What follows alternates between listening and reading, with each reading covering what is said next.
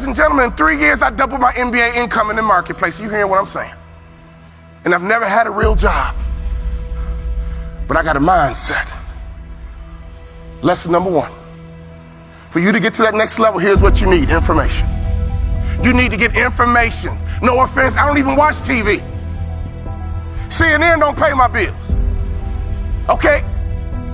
Power don't pay my bills. I don't even watch TV. I might catch a sporting event, or don't get mad about a football game. I love to watch football. But I don't watch TV. Why? It's unproductive in my opinion. I get 24 hours a day just like Bill Gates. I get 24 hours a day just like Beyonce and Jay-Z. You get 24 hours a day, ladies and gentlemen. What do you do with your 24 hours? You need to get more information. In our coaching program, all we do is drop content nonstop. And people are like, wow, I didn't know that. Wow, I didn't know that. See, you don't even know what you don't know. How did you let me come from behind and clip you? Do you guys know the studies show the better we look, the more money we make?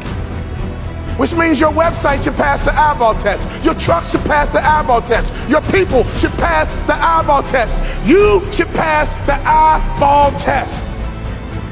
Everybody in this room has a promised land somewhere, but you can't be stuck on the city you like. You got to hear God and go to your promised land. Your promised land might be Utah. Your promised land might be Minnesota. Your promised land might be Wyoming. Hear me clearly. You better use your money to get information and access, and you better be flexible, because a real shark is flexible. Can we stop fronting and get real about this thing? And if I can do it, you can do it. I knew nothing about life. I knew nothing about business, but I had the right mindset, and I learned it through sports. And y'all got to hear my story so you understand. I didn't even start on my college basketball team. I came off the bench. At the University of Minnesota, I came off the bench. But in my mind, you can bring me off the bench, but I'm an NBA ball player when you get through talking. When you get through, I'm an NBA ball player. And that's why I would walk around and say, you can't check me. You can't check me. You can't check me. If I was you, I would walk around every day and say, I'm a millionaire. I'm a millionaire. I declare it right now. I'm worth millions. I'm worth millions. I will receive my salary right now, but I won't accept it as my value. So whatever you receive right now, receive it, but don't you accept it as your value. Because there's more out here for you if you change your mindset.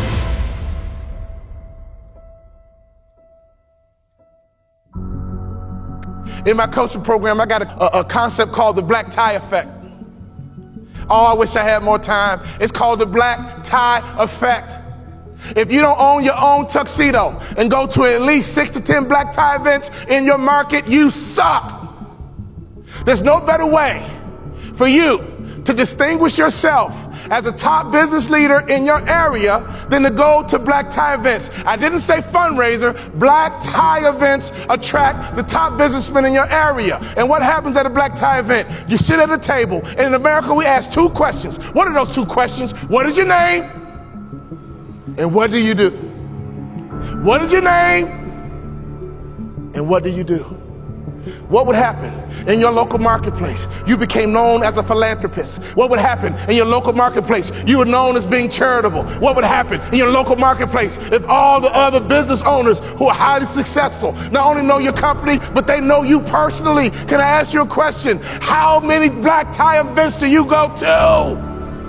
When I stopped playing basketball, I had no money coming in, and all I would do is go to black tie events and be around highly successful people. And I would sit at the table. They would ask me my name. And the second question, I was waiting for it. But what do you do? Well, I'm a former NBA player, but now I'm a motivational speaker. And at those black tie events, you know, they attract not only successful business people, they attract the good guys too. See, snake business guys who only care about money, they don't go to black tie events. People who go to black tie events care about their community. People who go to black tie events make a difference in their community. Let me tell you something. I noticed right away at the black tie events, these were the successful people that I wanted to know, and I began to build leverage. I began to build a brand by building relationships with the top business people in my community because I was willing to go to black tie events. There's nothing more important you can do, business owner, than to buy you a tuxedo and go to black tie events, because everybody in the building is going to ask you your name and they're going to ask you what you do. What would happen if your company became endeared to some charity in your community? Ladies, what better way is it to build the culture? Some of you wives, why don't you drive this? He's busy trying to make money. You drive the charity. You found an organization, and you make sure that your company is synonymous with some philanthropic area in the community. There's nothing better than changing a life. There's nothing better than blessing somebody who's less fortunate. I made a commitment of lifting the spirit of people who were trying to get to that next level. Start your business with charity. There's no better methodology than that. Never forget this, all great brands are built on passion. So before you build your brand, it's not about the color, it's not about the font. All great brands are built on passion. So can I ask you a question? What are you passionate about? See, if you're not passionate about anything, your marketing is going to be ho-hum as well. Does that make sense? You can't build a great brand without passion. Let's take a look at Nike. Phil Knight built Nike and the brand out of passion. He loves to run, and he couldn't find good running shoes. So he said, well, I'll just start a company and make some myself, because a good runner needs to have good shoes. He's built an international brand based on passion. If you want to be a millionaire, you got to think like $1 million person. You can't fake this thing. Y'all hear what I'm saying? You got to be legit in this game. You can't fake it to the NBA. You got to be able to ball out. You got to be able to hoop. You got to be legit. And in business, it's the same way. You got to be legit. So take your money and get some information in your head, and then take some money and get access. I got 3 kids, and this is why you got to get access, so you can make life easier for your kids. Well, ain't nobody do nothing for me. Oh, your mindset is jacked up. Ain't nobody do nothing for me, so I ain't gonna do nothing for my kids. You ain't thinking about your legacy. Right now, it's like a track meet. You're running a 4x1, 100-meter dash. 4x1, and your baton is in your hand. And let me tell you something. I want you to run as strong as you can, as fast as you can, as hard as you can, and one day you're gonna get old. One day your knees gonna buckle. And your son gonna be right behind you. Your daughter gonna be right behind you. And at a track meet, they yell, stick. And you gotta make a successful handoff to the athlete in front of you.